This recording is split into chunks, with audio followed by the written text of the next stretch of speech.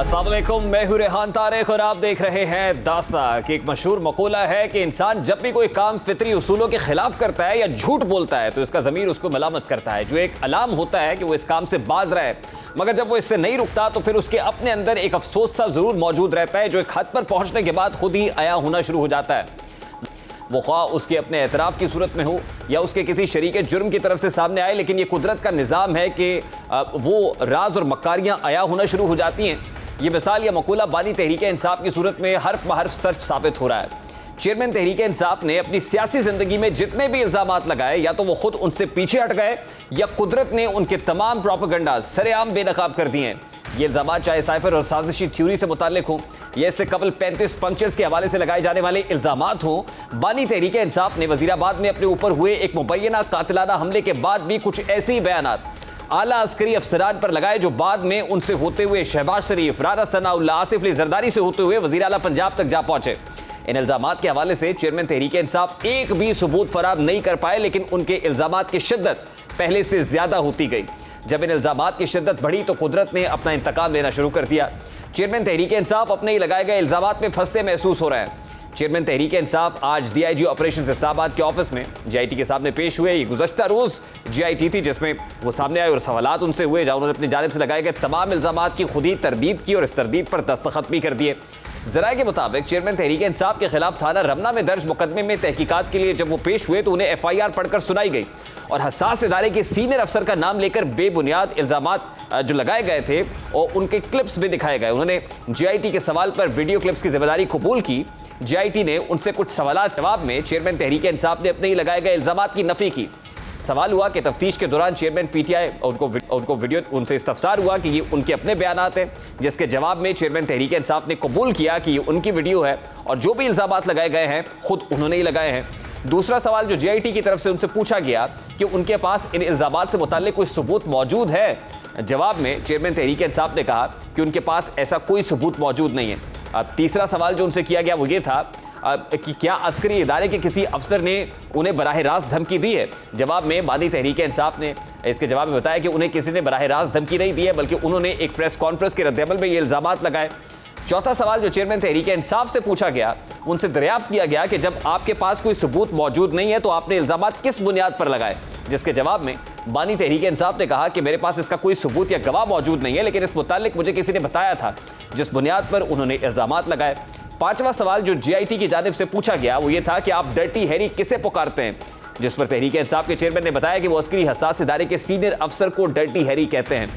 ساتواں سوال جو جی آئی ٹی کی جانب سے پوچھا گیا وہ یہ تھا کہ وہ کسی افسر سے کبھی براہ راست ملے ہیں، جس کے جواب میں چیئرمین پی ٹی آئی نے کہا کہ وہ حساس ادارے کے سینئر افسر سے کبھی براہ راست نہیں ملے ہیں۔ ان تمام سوالات کے بعد خود چیئرمین تحریک انصاف نے تمام الزامات اور ویڈیو کلپس کی ذمہ داری قبول کی اور پھر جانے کی اجازت چاہی، جس پر جی آئی ٹی نے تمام سوالات اور ان کے جوابات پر مشتمل ایک ڈاکیومنٹ پر ان سے دستخط لیے اور انہیں جانے کی اجازت دی۔ چیئرمین تحریک انصاف نے خود اپنے خلاف ایک چارج شیٹ پیش کر دی ہے اور اس چارج شیٹ پر ان کے دستخط موجود ہیں، جس میں موجود تمام الزامات کو انہوں نے خود قبول کر لیا ہے۔ اندازہ لگایا جا رہا ہے کہ یہی تفتیش اور اقبالی بیانات ہی چیئرمین تحریک انصاف کے گلے کی ہڈی بننے جا رہے ہیں، جس کی بنیاد پر ان کے خلاف جلد فیصلہ کن کارروائی شروع ہوگی۔ وزیر داخلہ رانا ثناء اللہ نے آج پریس کانفرنس میں بھی اس بات کا اظہار کیا اور بتایا کہ چیئرمین پی ٹی آئی نے تسلیم کر لیا ہے کہ ان کے پاس اپنے قتل کی سازش کا کوئی ثبوت نہیں ہے اور انہوں نے سنی سنائی باتوں پر مجھ سمیت اعلیٰ فوجی افسران پر قتل کے الزامات لگائے۔ وزیر داخلہ نے بتایا کہ اس سلسلے میں تفصیلی ثبوت اور شواہد موجود ہیں، جو آڈیوز اور ویڈیوز ہیں ان لوگوں کے اقبالی بیانات شامل ہیں، جلد پیش رفت ہوگی اور یہ لوگ انصاف کے کٹہرے میں لائے جائیں گے۔ وفاقی وزیر اعظم پاکستان اور فوج کے سینئر افسر کے خلاف اتنا سنگین الزام آپ نے کیسے لگا دیا کہ آپ کو قتل کر دیا جائے گا یا آپ کو قتل کرنے کی جو ہے وہ سازش کی گئی ہے؟ تو انہوں نے کہا کہ مجھے کسی نے بتایا تھا۔ جب ان سے پوچھا گیا کہ آپ کو کس نے بتایا تھا تو انہوں نے کہا کہ یہ مجھے یاد نہیں ہے کہ مجھے کس نے بتایا تھا، لیکن مجھے کسی نے بتایا تھا، تو کسی نے کہا تھا تو میں نے بھی یہ کہہ دیا۔ اسی طرح سے فوج کے سربراہ کے خلاف فوج کے بطور انہوں نے جو الزامات لگائے، جو گھٹیا بلو دی بیلٹ گفتگو کی، وہ ساری سے انہیں کنفرنٹ کیا گیا تو انہوں نے سبھی باتوں کو تسلیم کیا۔ کسی جگہ پہ بھی انہوں نے یہ نہیں کہا کہ یہ تو میری آڈیو نہیں ہے، میری ویڈیو نہیں ہے۔ ہر چیز کو تسلیم کیا، یہ بھی بیان دیا کہ میرے پاس ان چیزوں کا کوئی ثبوت نہیں ہے. یہ ایسے ہی میں نے ادھر ادھر سے سنی سنائی باتیں جو ساری کر دی. آج رانا ثناء اللہ خان نے چیئرمین تحریک انصاف کے خلاف حتمی کارروائی کرنے کا عندیہ دے دیا ہے، لیکن ذرائع یہ بھی دعویٰ کر رہا ہے کہ حتمی کارروائی اتنی تیز رفتاری سے ہوگی کہ قربانی سے پہلے ہی ایک بڑی قربانی کی تیاری کی جا رہی ہے. آج پی ڈی ایم سربراہ مولانا فضل الرحمان نے بھی ایک پریس کانفرنس کی جس میں انہوں نے چیئرمین تحریک انصاف پر الزامات لگاتے ہوئے انہیں بیرونی اعلی کار کہا اور کہا کہ مغربی ممالک نے ایک تیسری قوت پیدا کی جس کا مقصد سی پیک جیسے منصوبے کو سبوتاژ کرنا تھا. مغربی دنیا نے امریکہ کی سربراہی میں انڈیا کے بشمول ایک تیسری قوت پیدا کی اور پاکستان کو اس تیسری جنس کے حوالے کر دیا جس کا ایجنڈا سی پیک کو روکنا، جس کا ایجنڈا پاکستان کے راستے سے اتنے بڑے تجارتی راستے کو روکنا تھا. جیسے وہ پاکستان کو ایک کالونی سمجھتے ہیں کہ یہ سرزمین صرف ہمارے مفاد کے لیے استعمال ہوگی، خود اپنی قوم پاکستانی قوم کے مفاد کے لیے بھی استعمال نہیں ہو سکے. چیئرمین تحریک انصاف نے اپنے اوپر ہوئے حملے کی آڑ میں اعلیٰ شخصیات پر الزامات کی بوچھاڑ کر دی ہے. اسی طرح سانحہ 9 مئی کے واقعات میں ملوث افراد کی گرفتاری کے بعد انہوں نے ایک اور بیانیہ بنانے کی کوشش کی کہ جیل میں خواتین کو جنسی ہراساں اور دوسرے ورکرز کو تشدد کا نشانہ بنایا جا رہا ہے. ان کے ان الزامات کے بعد پنجاب حکومت نے ایک 2 رکنی تحقیقاتی کمیٹی قائم کی جس نے تشدد کے الزامات مسترد کیے. اس کے علاوہ 9 مئی کو جلاؤ گھیراؤ اور توڑ پھوڑ کے مقدمات میں گرفتار خواتین نے بھی جیل میں زیادتی کی خبروں کی تردید کرتے ہوئے کہا تھا کہ ان سے کوئی زیادتی نہیں ہوئی. اب تشدد کے الزامات پر قومی کمیشن برائے انسانی حقوق ایک رپورٹ وزیر اعظم کو بھجوا چکا ہے جس کے ساتھ ایک خط بھی وزیر اعظم کو بھجوایا گیا ہے. خط میں کہا گیا ہے کہ جیلوں میں قید سیاسی کارکنان پر تشدد اور غیر انسانی سلوک کے الزامات پر مبنی رپورٹ سامنے آئی تھی. الزامات کی سچائی جاننے کے لیے انسانی حقوق کمیشن نے تحقیقات کی. خیبر پختونخوا، پنجاب اور سندھ میں انسانی حقوق کمیشن نے اپنی ٹیمیں مقرر کی. چیئرپرسن انسانی حقوق کمیشن نے خط میں کہا کہ انسانی حقوق کمیشن کی ٹیموں نے الزامات میں سچائی نہیں پائی. ایسا کوئی ثبوت نہیں ملا جس کی بنیاد پر الزامات درست مانے جائیں. کسی سیاسی کارکن کے ساتھ وہ نہیں ہوا جس کا الزام لگایا گیا تھا. چیئرمین تحریک انصاف کے ان تمام الزامات کے جواب ایک ایک کر کے جھوٹے ثابت ہو رہے ہیں. ان کی گہرائی میں جائے تو معلوم ہوتا ہے کہ یہ خاص پیٹرن کے تحت لگائے جاتے ہیں. جتنے بھی بیانیے بنائے گئے ہیں یہ بھی تحریک انصاف کے اپنے نہیں بلکہ یہ تمام بیانیے بیرون ملک مقیم کچھ کرداروں کی طرف نشاندہی کرتے ہیں جن کی طرف سے ایک منظم پروپیگنڈا کیا جاتا ہے اور ان سے متاثر ہو کر کچھ دن کے بعد چیئرمین تحریک انصاف وہی بیانیہ اپنا لیتے ہیں. کئی بار ایسا بھی ہوا کہ جو تصاویر اور بیانیہ ان ٹویٹر ہینڈلز کی طرف سے جاری کیا گیا وہ چیئرمین تحریک انصاف نے ان کی تصدیق کے بغیر ہی پاکستان میں اسے پروان چڑھانا الزامات لگائے لیکن اس بیانیے کے غلط ہونے پر انہیں وہ ٹویٹ ڈیلیٹ کرنا پڑی. بانی تحریک انصاف کی انہی حرکات نے آئی جی پنجاب کو یہ کہنے پر مجبور کیا کہ ٹویٹ کرنے کے بعد اسے ڈیلیٹ کرنا تھوک کے چاٹنے کے مترادف ہے. سوشل میڈیا کے انفلوئنسر سے کہوں گا کہ اگر آپ you have to post tweet آپ کو پوسٹ کرتے ہیں اس کے بعد اس کو ڈیلیٹ کرتے ہیں تو پنجابی میں اس کو تھوکا چاٹنا کہتے ہیں. ویسے ریاست اب کسی بھی ایسے عنصر کو ڈھیل دینے پر تیار نہیں ہے جو ملکی سالمیت کے لیے خطرہ ہو. یہی وجہ ہے کہ اب شرپسند عناصر کے خلاف گھیرا اندرون ملک سے بڑھا کر بیرون ملک تک پھیلایا جا رہا ہے. گزشتہ روز 4 ایسے افراد جو بیرون ملک بیٹھ کر ملک کی سلامتی کے خلاف پروپیگنڈا کرنے میں پیش تھے ان کے خلاف سنگین دفعات کے تحت اسلام آباد میں مقدمہ درج کر لیا گیا ہے. اس مقدمے میں شاہین صہبائی، حیدر رضا مہدی، وجاہت سعید خان اور عادل فاروق راجہ کو بھی نامزد کیا گیا ہے. گزشتہ روز جو قرارداد پارلیمان سے منظور ہوئی ہے وہ بھی اس بات کی توثیق کر رہی ہے کہ الٹیمیٹلی یہ ٹرائل فوجی عدالتوں میں ہوگا اور اس کو پارلیمان نے لیجیٹمیسی بھی دے دی ہے. اب جو معاملات چل رہے ہیں اور خاص طور پہ جس انداز میں یہ معاملات آگے بڑھ رہے ہیں ملٹری کورٹس کی طرف جو ہے وہ معاملات بڑھتے ہوئے اور عمران خان کے گرد گھیرا تنگ ہوتا ہوا دکھائی دے رہا ہے. میجر ریٹائرڈ خرم حمید خان روکڑی رہنما استحکام پاکستان ہمارے ساتھ موجود ہے. السلام علیکم روکڑی صاحب، بہت بہت شکریہ آپ کے وقت کے لیے. سب سے پہلے تو یہ بات آپ سے جاننا اس لیے ضروری ہے کہ پارٹی سے آپ کی بنیادی رکنیت اسی وجہ سے معطل کی گئی تھی، مطلب آپ کو پی ٹی آئی میں بطور بنیادی رکن اس لیے علیحدہ کر دیا گیا تھا کہ آپ نے اس وقت عمران خان کو کہا تھا کہ جو سینئر فوجی افسر کے اوپر آپ الزامات لگا رہے ہیں یہ بے بنیاد ہیں. اس وقت اسی فوجی افسر کے خلاف بیانات پر آپ کھڑے ہو گئے تھے اور آپ نے کہا تھا کہ الزامات ٹھیک نہیں ہے، ہی از اے مین آف پرنسپلز، جس پر آپ کی بنیادی رکنیت معطل کی گئی تھی. آج جی آئی ٹی کے سامنے جب عمران خان صاحب پیش ہوتے ہیں تو ان کے پاس اس کا کوئی ثبوت موجود نہیں ہوتا. ہاؤ ڈو یو سی دس؟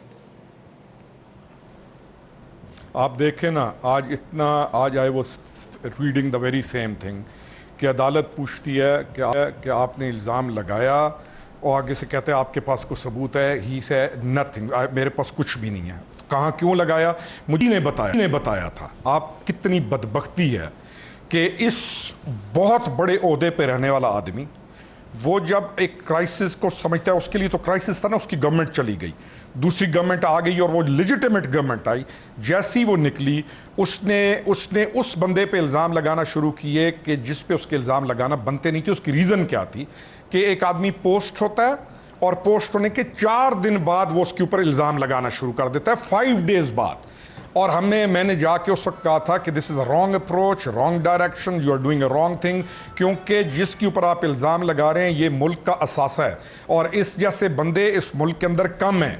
और मैं आज भी कहता हूं कि इस मुल्क में बंदे अच्छे काम करने वाले कम हैं और अल्लाह का शुक्र है कि वो अच्छे मौजूद हैं कि ये बच जाता है, नहीं तो वरना जिस खड्डे में लेके जा रहा था इमरान खान और जो उसका ग्रेटर प्लान था और जिन लोगों को वो साथ ला के उस खड्डे के अंदर इस कौम को लेके जाना चाहता था, फिर इस मुल्क के मुहाफिजों ने उस मुल्क को बचा लिया। रोकड़े साहब, आपकी जब आपकी चेयरमैन तहरीक इंसाफ से उस वक्त बात हुई थी, सॉरी टू कट यू, तो उस वक्त उन्होंने आपको क्या बताया था कि किसके कहने पर वो हसास इदारे के अफसर पर ये इल्जामात लगा रहे हैं? नहीं सर, वो कभी भी नहीं कहता मैं किसके कहने पे लगा रहा हूं, ना वो नाम लेता है। वो यही है कि किसी ने मुझे कहा था, यही अदालतें निकलवा लें, अदालतों को कहें निकलवा लें ये सारे इल्जामात जो लगाता है वो।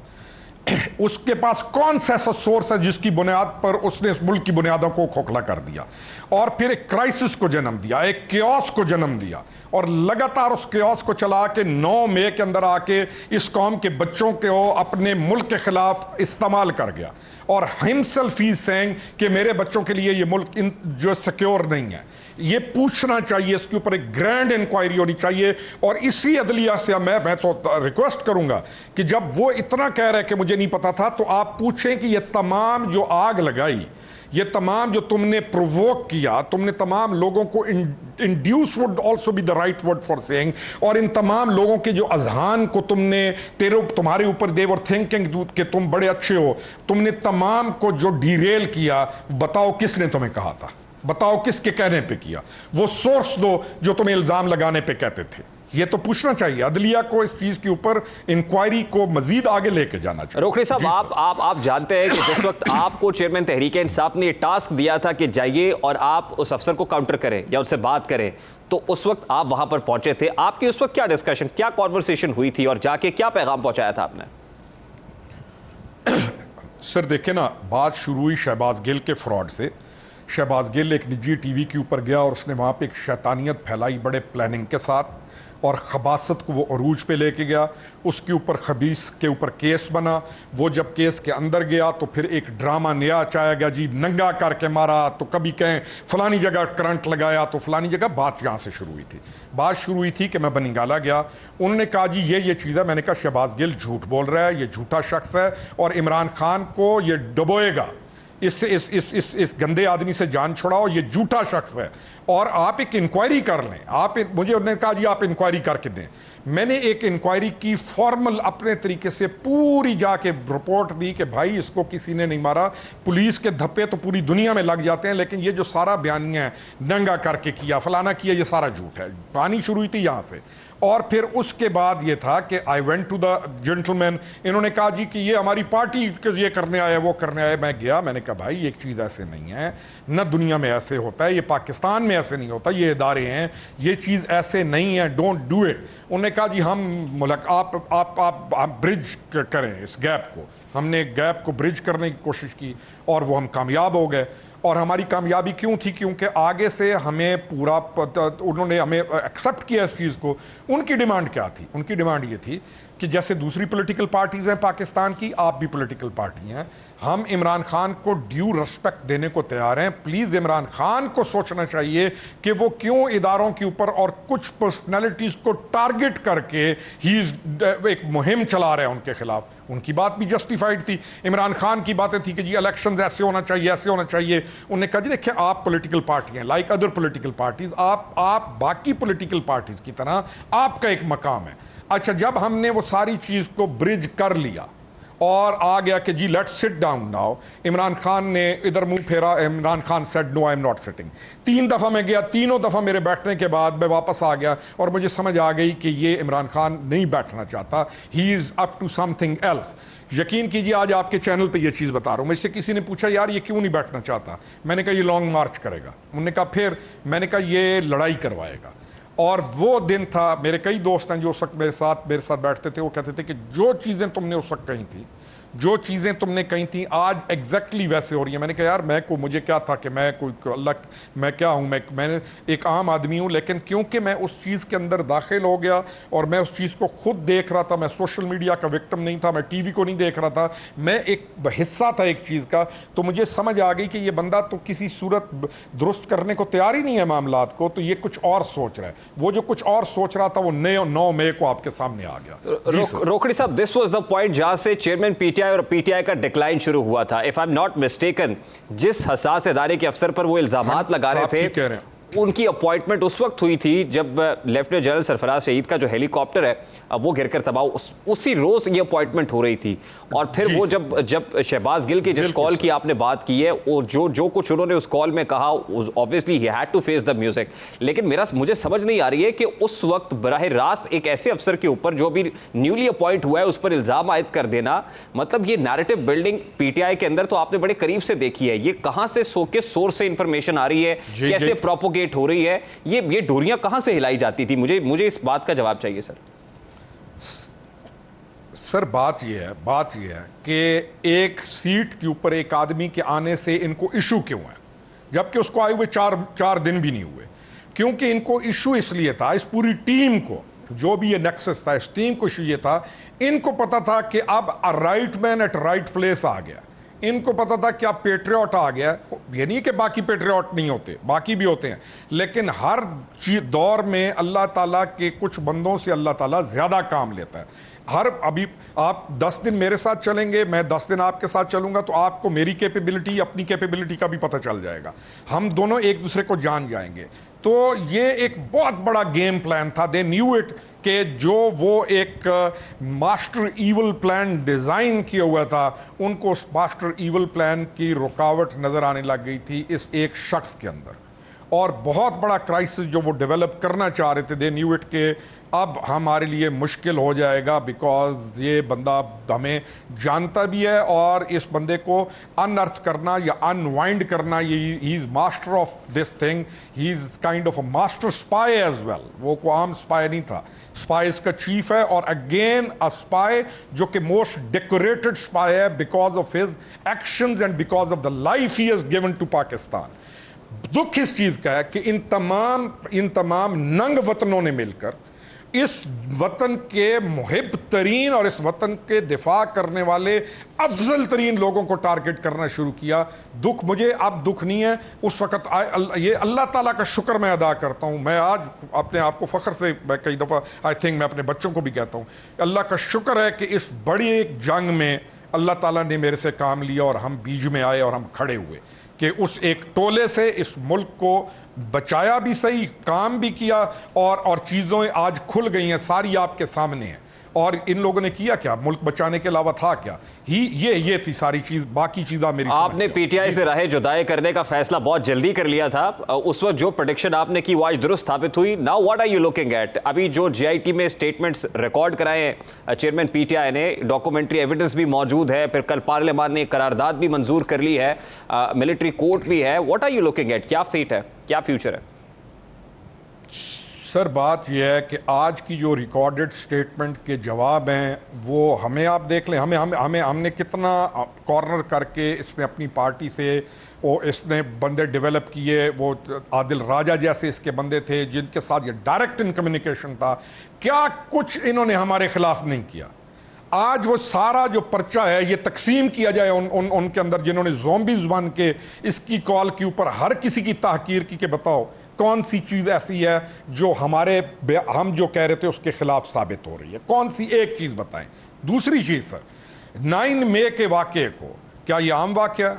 کیا یہ کوئی چھوٹی سی چیز ہے؟ کیونکہ ہم جرم پہ جری قوم ہیں, ہمیں جرم لگتا نہیں ہے, ہمیں ایک دوسرے کے جو ہیں وہ مقام کا بھی احساس نہیں ہے, اور ہم ہر جرم کرنے والے بندے بن گئے, جبکہ قوم اچھی ہے, قوم اوورآل ڈوسائل ہے, اوورآل اچھی ہے, لیکن عادی ہو گئی ہے جرم کرنے کی. اس لیے 9 مئی کا واقعہ بھی بڑا عام سا لوگوں نے کچھ سمجھا, اب آ کے سمجھ لگ رہی ہے کہ نہیں عام واقعہ نہیں تھا. Sir the main culprit should be taken to the military courts, اور ونس اینڈ فار آل اس اسکور کو سیٹل کیا جائے. They should be sorted out, اور اسی طرح گریڈ میں لا کے آپ writ of the government establish کریں تاکہ آپ کے ملک میں کچھ कानून का खौफ पैदा हो। ठीक, रोकड़ी साहब, हमने पिछला जुडिशियल क्राइसिस भी देख लिया है सर। रोकड़ी साहब, लास्टली एंड क्विकली, उसके बाद फिर मुझे ब्रेक लेनी है। Now you represent इस्तेकाब Pakistan party. इस्तेकाब Pakistan party is still hanging in the air, ना तो ये रजिस्टर्ड हुई है, पार्टी परचम तो अनवेल हो गया, एक प्रेस कॉन्फ्रेंस भी अधूरी सी हमने सुन ली, उसके बाद जहांगीर तरीन साहब लंदन चले गए हैं। ये प्रेशर ग्रुप है, कोई पॉलिटिकल पार्टी है, कोई अलायंस बनाने जा रही है, क्या कर रही है, कोई फैसला किया है? मैं तो इसको as a political party join किया, मैं इसको as a political party he develop करने का ख्वाहिशमंद हूँ, मैं इसको as a political party he defend करूँगा। ना मैं इसको ना मैं ग्रुप किसी को ज्वाइन किया, ना मैं प्रेशर ग्रुप का कायल हूँ। मैं अपने अपने अपने अपने एक पूरे किरदार के साथ I have to fight for the betterment of our country. Fight को बुरा चीज़ नहीं है, मुस्बित फाइट। हमने अपने किरदार को, बच्चों को, लेकिन क्या जहांगीर तरीन साहब या नवाज शरीफ से मुलाकात के लिए लंदन गए? सर बिल्कुल, वी आर हियरिंग दिस। और मुलाकात का एजेंडा क्या है? जाना चाहिए भाई, मिलना चाहिए सर। आई डोंट नो, क्योंकि अभी तक I haven't been passed by anything कि ये एजेंडा है, लेकिन मैं इसको ये कहूँगा कि मुलाकात होनी चाहिए, तमाम बड़े स्टेक होल्डर्स को मिलकर बैठना चाहिए। आप ऑब्जेक्शंस एक दूसरे पर करें, लेकिन एक ये ना कहे कि मैं हक पे हूं और ये बातिल पे है, यानी ये हक और बातिल और गर्दन काटने के वाली बातें ना हो। आप अच्छी चीज़ों के लिए मिलकर बैठें, और जहां पर एक आदमी या पार्टी गलत हो रही हो आप इसको ऑब्जेक्ट करें। तो ये है मेरा नजरिया पॉलिटिक्स के। और उसके लिए पीएमएलएन से अगर अलाइज करना पड़े तो कोई उम्र माने नहीं है इसमें। सर देखिए, आज पीपीपी नून इकट्ठी नहीं बैठी हुई, इमरान खान की असेंबली ने उसने 70 अलायंस किए हुए थे।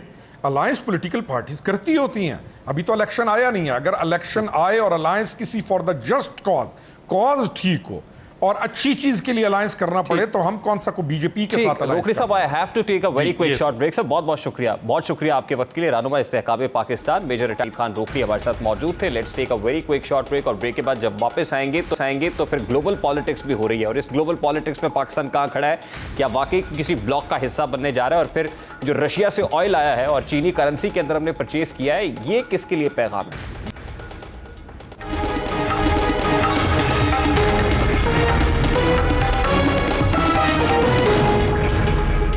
Welcome back. एक तरफ पाकिस्तान आईएमएफ से मुआहदे की तलाश में है, तो दूसरी तरफ ये बयानिया भी बनाया जा रहा है कि आईएमएफ अगर आता है तो आए, नहीं आता तो हमें आईएमएफ की जरूरत नहीं है, हमारे पास मुतबादिल मौजूद है। इसी बहस में रशिया से ऑयल के कार्गोज पाकिस्तान पहुंचना शुरू हो गए हैं। अब रूसी तेल पाकिस्तान पहुंच रहा है, इस पर भी बात हो रही है कि क्या पाकिस्तान को डिस्काउंटेड रेट पर तेल मिलेगा, या पाकिस्तान को इस तेल का कोई फायदा नहीं होगा, क्योंकि ये सब क्वालिटेटिव टेस्ट के बाद पता चलेगा कि इसमें डीजल कितना है, इसमें फर्नेस ऑयल कितना है, इसमें पेट्रोल कितना है। और रिपोर्टेडली इससे पहले पाकिस्तान जो ऑयल लेता है उसमें तकरीबन 45% डीजल मौजूद होता है, 25% फर्नेस ऑयल मौजूद होता है, rest of the amount petrol की होती है। लेकिन बताया ये जा रहा है कि रशिया से आने वाले ऑयल में ज़्यादा अमाउंट फर्नेस ऑयल की है, डीजल की अमाउंट कम है, और फिर पेट्रोल की अमाउंट बहुत कम रह जाती है। तो फर्नेस ऑयल जिस पर पाकिस्तान की इंडस्ट्री का इन्हिसार है, अगर वही निकलता है और इंडस्ट्री ऑलरेडी नहीं है, तो क्या वाकई रशिया से आने वाले तेल का पाकिस्तान को फायदा पहुंचेगा या नहीं? ताहम अभी तक क्वालिटेटिव एनालिसिस नहीं हुआ, जिसके बाद मजीद ये जो 1 लाख मेट्रिक टन की खेप पाकिस्तान पहुंच रही है, इसके बाद मजीद ऑयल लेना या नहीं लेना है, इसका फैसला किया जाएगा। लेकिन अभी जो ऑयल रशिया से आ रहा है ये चीनी करेंसी के अंदर लिया जा रहा है। पैरेलल एक बात ये भी हो रही है कि डॉलर मार्केट से निकल के अब चीनी करेंसी के अंदर ऑयल खरीदने का मकसद अमेरिका को भी पैगाम देना है कि हमारे पास चीन की सूरत में एक मुतबादिल मौजूद है। क्या वाकई इस ब्लॉक पॉलिटिक्स के अंदर पाकिस्तान चीनी ब्लॉक की तरफ अपना रुझान शो कर रहा है या उस तरफ झुकाव शो कर रहा है? ये बड़ा इंपॉर्टेंट सवाल है, और दिनों में पाकिस्तान को इसका क्या फायदा होगा, बात करेंगे। माहिर बैनुल अक़वामी उमूर डॉक्टर आदिल नजम साहब हमारे साथ मौजूद हैं। अस्सलाम वालेकुम प्रोफेसर साहब, बहुत बहुत शुक्रिया आपके वक्त के लिए। सबसे पहले तो बड़ा सादा सा सवाल है, अनफॉर्चुनेटली इस ग्लोबलाइज्ड वर्ल्ड में आज भी हम ब्लॉक पॉलिटिक्स की बात कर रहे हैं। एक तरफ अमेरिकन ब्लॉक है, दूसरी तरफ चीनी ब्लॉक है। जो बात इस वक्त पाकिस्तान में हो रही है कि हमारा रुख इस वक्त चीन की तरफ है, झुकाव चीनी ब्लॉक की तरफ से, क्या आपको लग रहा है कि वाकई ये जो नैरेटिव बिल्डिंग की जा रही है इसमें कोई हकीकत भी है, ऐसा हो सकता है? देखिए, दावों की तो बात जो है हुकूमतें सियासत करती हैं, इसमें दावे भी करती हैं, वो वक्त का तकाजा भी होता है, आपकी ज़रूरत भी होती है, ख़ुसूसन जो हमारे मुआशी हालात हैं उसके तहत भी कई बार ज़रूरत होती है। لیکن جو بڑی حقیقت ہے وہ یہ ہے کہ ہم گلوبلائز ورلڈ میں نہیں ہیں، اس گلوبلائز یونیپولر ورلڈ میں نہیں ہیں. گلوبلائز میں ہو یا نہ ہو، یونیپولر میں نہیں. یہ اب وہ دنیا نہیں ہے کہ جس میں صرف ایک چودھری تھا. ہم ایک بدلتی ہوئی دنیا میں، اور ہم اس دنیا میں بھی نہیں ہیں کہ جہاں فیصلہ ہو گیا کہ اب چودھری کون ہوں گے. آج لگتا ہے آپ کو کہ صرف چین اور امریکہ کی گیم ہے، لیکن میں اس وقت کوئی ایکسپرٹ یقین سے نہیں کہہ سکتا کہ یہ ایسے ہی رہے گا. ہم ایک تغیر اور چینج کی دنیا میں ہیں، اور اس دنیا میں پاکستان جیسے ملکوں کے لیے یہ اچھی بات نہیں ہے کہ ہم پگ لیں کہ ہم کس کے ساتھ. ٹیم چوز کرنے کے لیے اٹ از ٹو ارلی، کیونکہ ہمیں یہ نہیں پتا کہ یہ دنیا کی بساط جو چینج ہو رہی ہے یہ کس کروٹ بیٹھے گی. تو پاکستان جو ہے اس کے لیے میرا تو موقف ہمیشہ سے یہی رہا ہے بڑے عرصے سے کہ چین اور امریکہ کی جو کشمکش ہے اس میں پاکستان کا کام یہ نہیں ہے کہ وہ سائڈ چوز کرے. پاکستان کو اور دوسرے ہمارے ایسے ملکوں کو کوئی ایسا راستہ نکالنا ہے کہ جہاں ہم ہر ایک سے بات کرتے رہیں، اور جہاں پاکستان کا مفاد نظر آئے وہاں جائیں، لیکن کسی کو یہ نہ کہیں کہ یار ہم تم سے کٹی کر رہے ہیں کیونکہ ہم دوسرے کی سائڈ پہ. یہ وہ کولڈ وار والی دنیا نہیں ہے کہ جہاں ہم نے ایک سائڈ چوز کرنی ہے. یہ بیلنس آف پاور کی دنیا ہے جہاں ابھی بہت تغیر آئے گا. امریکہ میں بھی آئے گا، چین میں بھی آئے گا، شاید روس میں بھی آئے گا، شاید بھارت میں بھی آئے گا، شاید ایشیا میں بھی آئے گا، شاید آسٹریلیا میں بھی آئے گا. سو ممالک کو اس وقت اپنے آپشنز اوپن رکھنے چاہیے. ڈاکٹر صاحب at this point in time جب ہم آئی ایم ایف کو لاسٹ لینڈنگ ریزورٹ کہہ رہے تھے تو ہمارے یہاں ڈسکشن یہ ہو رہی ہے کہ آئی ایم ایف کیونکہ ریسکیو کے لیے نہیں آیا، ہمارے فائنانس منسٹر سمیت بہت سے لوگ جو پالیسی میکرز ہیں وہ یہ بات کر رہے ہیں کہ کوئی بات نہیں، آئی ایم ایف نہیں آتا تو ہمارے پاس آلٹرنیٹیوز ہیں. اور آج جب ہم رشیا سے آئل چینی کرنسی کے اندر لے رہے ہیں تو کیا ہم چین کو ایز این آلٹرنیٹیو دیکھ سکتے ہیں؟ یار دیکھیں، غریب آدمی کے پاس آلٹرنیٹیو نہیں ہوتی ہیں، مجبوریاں ہوتی ہیں. اس مجبوریوں کو آپ آلٹرنیٹیو کہہ لیں تو آپ کی مطلب آپ کا ظرف ہے، میں کیا کہہ سکتا ہوں. لیکن غریب آدمی ہو یا غریب ممالک ہوں، وہ آلٹرنیٹیو کی گیم نہیں کھیلتے، وہ مجبوریوں کی گیم کھیلتے ہیں. پاکستان کی مجبوری ہمارے اقتصادی حالات ہیں، پاکستان کی مجبوری ہمارے آئی ایم ایف پہ ڈپینڈنس ہے. یہاں جو مسئلہ ہے وہ صرف یہ نہیں ہے کہ آئی ایم ایف پالیٹکس کر رہا ہے، یقیناً کر رہا ہے، لیکن وہاں مسئلہ یہ ہے کہ ہمارے حالات ہماری اپنی کوتاہیوں کی وجہ سے اتنے خراب ہیں کہ ہم یہ 2 بلین 3 بلین کے پیچھے آئی ایم ایف کے محتاج ہیں. But for what reason doctor صاحب، کیوں I M F political role کیوں پلے کر رہا ہے سر؟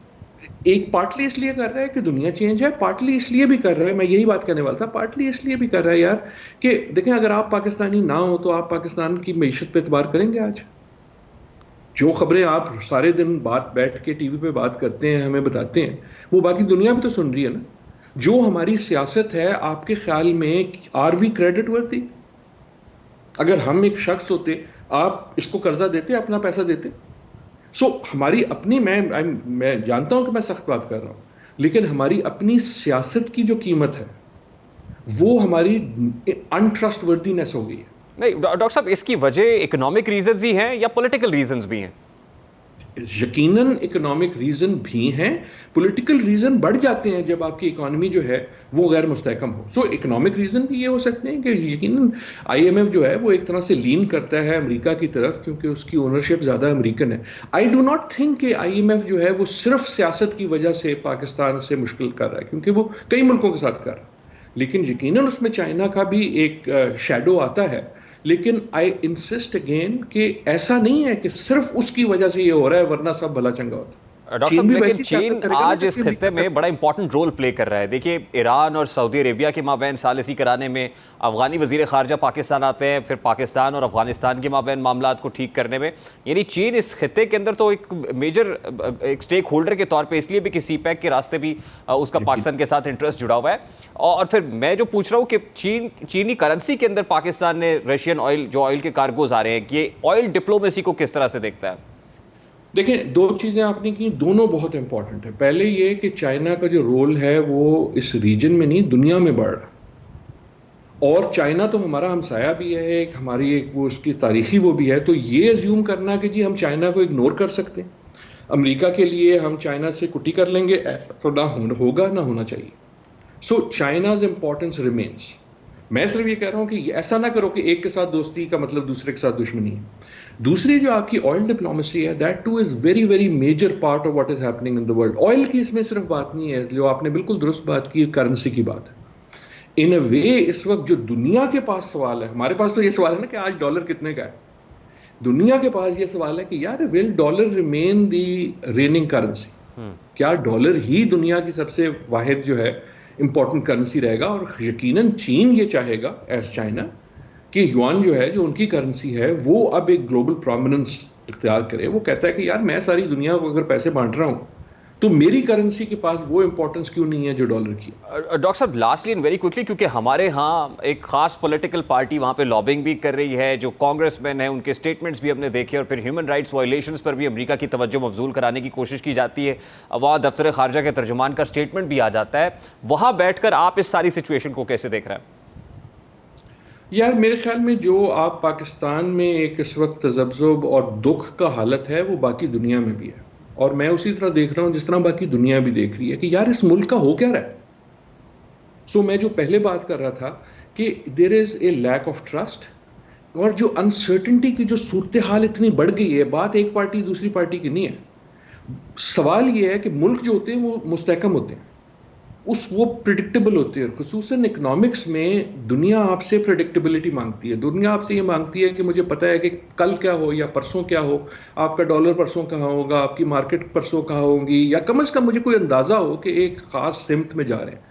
اس وقت جو ہماری بکھری ہوئی پالیٹکس ہے پچھلے 1.5 سال سے، اس سے ایک طرح سے ہمارا اتنا ٹرسٹ جو ہے وہ گر گیا ہے کہ اگر کوئی آپ کی مدد کرنا چاہے گا بھی، کوئی انویسٹ کرنا چاہے گا بھی، لیکن جو انویسٹر ہے یا جو جس کے پاس پیسہ ہے اس کے پاس تو پوری دنیا ہے. وہ اس پوری دنیا میں کیا آپ کا پروگرام دیکھ کے، آپ کی خبریں دیکھ کے یہ تعین کر سکتا ہے کہ ہاں یار پاکستان میں کر لو، یہ ملک جو ہے نا اس میں پیسہ لگانا بالکل ٹھیک ہے. اس فیصلے پہ تو کوئی پاکستانی آج کل نہیں آ سکتا. سو کہنے کا مقصد یہ ہے کہ ہماری انٹرنل پالیٹکس سب سے اہم چیز ہے جو ہم فارن پالیسی میں کر سکتے ہیں. بہت بہت شکریہ. پروفیسر ڈاکٹر عادل نجم ہمارے ساتھ موجود تھے. آج چیئرمین نادرا طارق ملک کی وزیر اعظم شہباز شریف سے بڑی امپورٹنٹ ملاقات ہوئی ہے، جس کے بعد ان کے استعفے کی خبریں گرم ہیں. چیئرمین نادرا طارق ملک نے استعفیٰ دے دیا ہے، اگر دیا ہے تو کیوں دیا ہے، اس پر بات کریں گے. اس بریک کے بعد ہمارے ساتھ رہیں گے.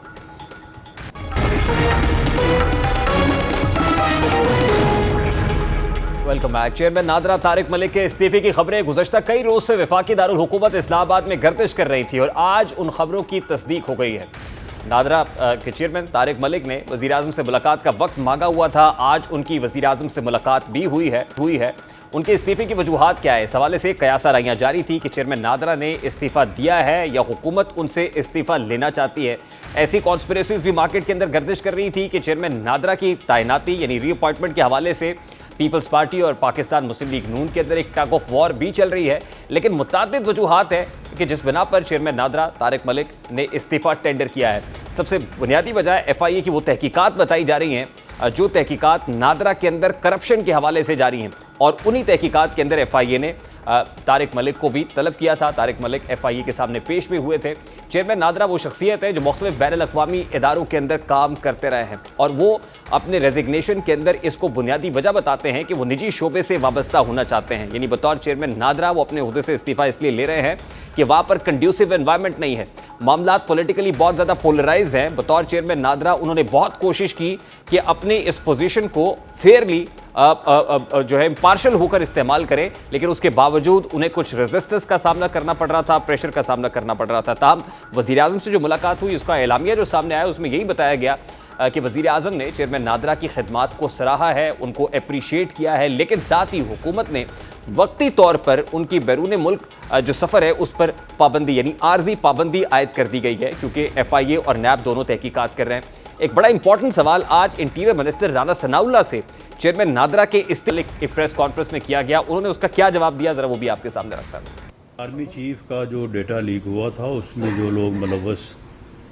پائے گئے ان کے خلاف جو ہے وہ قانون کے مطابق کارروائی جو ہے وہ ہو چکی ہے. اس میں چیئرمین کا کوئی پرسنل عمل دخل جو ہے وہ نہیں تھا. چیئرمین نادرا کے استعفے کا معاملہ اتنا سادہ نہیں ہے جتنا دکھائی دے رہا ہے، اور ظاہر ہے الیکشن سے پہلے نادرا جیسی پوزیشن کے اوپر کون آتا ہے، کسے اپوائنٹ کیا جاتا ہے، یہ یقیناً یہ بھی بہت امپورٹنٹ ہوگا. اور اگلے آنے والے دنوں میں چیئرمین نادرا کے استعفے سے متعلق بہت ساری جو معاملات ہیں وہ انفولڈ بھی ہوں گے، اور پھر جو نئی اپوائنٹمنٹ ہے اس حوالے سے خبریں بھی گردش کرنے لگیں گی. پروگرام کا وقت اپنے اختتام کو پہنچا. آپ سے ملاقات ہوگی انشاءاللہ کل. اپنا رکھیے خیال. اللہ حافظ.